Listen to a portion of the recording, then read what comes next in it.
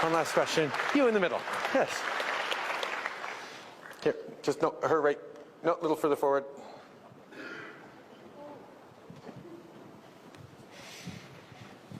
Assalamu alaikum and good evening, Mr. Prime Minister. Alaikum salam. And respectable ladies and gentlemen. My name is Bushra Mughal and I'm doing PhD Electrical Engineering from Lakehead University under supervision of Dr. Salama Ikki. I'm an international student and my home country is Pakistan. Mr. Prime Minister, I actually don't have any question today, but I need to say something.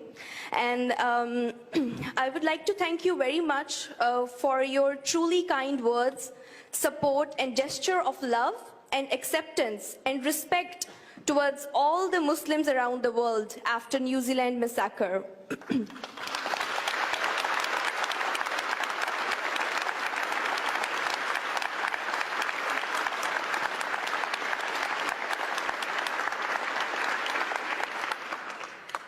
When I heard your speech, being a Muslim and a resident of Canada, it was the most proud moment for me that Prime Minister of Canada, Mr. Justin Trudeau, has addressed Muslims.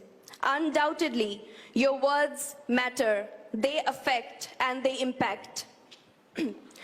Mr. Prime Minister, I thank you very much, and I must say in the end that because of the way you have addressed Muslim community in your speech, undoubtedly I feel more secure among all the countries in Canada right now.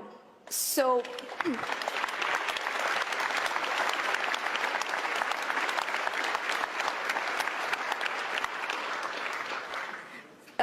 thank you very much, and I think this is the, I'm feeling extremely thankful that I have got this chance of saying this to you.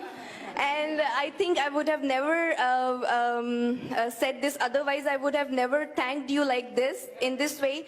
And my father, he is retired wing commander of Pakistan Air Force. And he has said me that I should deliver this message to you in behalf of him and our whole family and obviously whole Muslim community. Thank you very much. Thank you.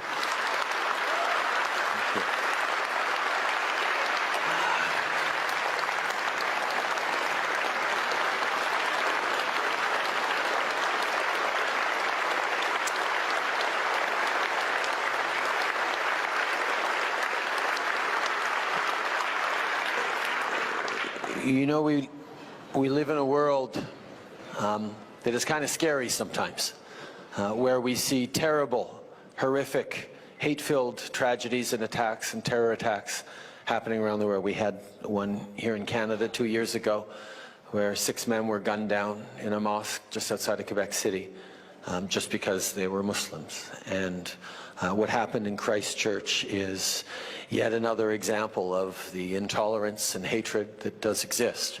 But at the same time, we know that those actions that we see and we reel at do not represent who we are, not just as Canadians, but as human beings. I think as we meet people around the world, around the country, as you talk to people, you realize that people are fundamentally good and want the best for themselves and their neighbors and their communities. At the same time, we are in a time of transformation, of stress, of globalization, of economies changing, of people uncertain about their future, of tensions because of climate, because of resource depletion, because of economic gaps and knowledge and spread of information and misinformation and tools of hatred that are used on the internet in ways that we hadn't seen before, that can make a lot of people feel unsafe.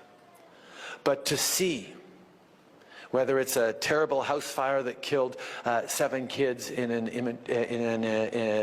immigrant kids in Halifax a few months ago, or a terrible terrorist attack, or whatever tragedies hit different communities, to see the communities come together and be there for each other and learn to lean on each other and to support each other.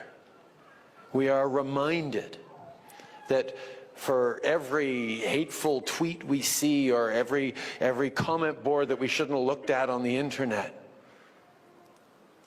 Canadians and people all around the world want to live in a better, peaceful, more respectful, more open world. And every chance we get, we step up and prove that those who want to bring out what is most vile amongst us will always fail, because we are always ready to step up and show what is very best among us with our actions and with our reaches out. And so that's just what we have the opportunity to do in Canada, and what we can be doing more around the world. Merci.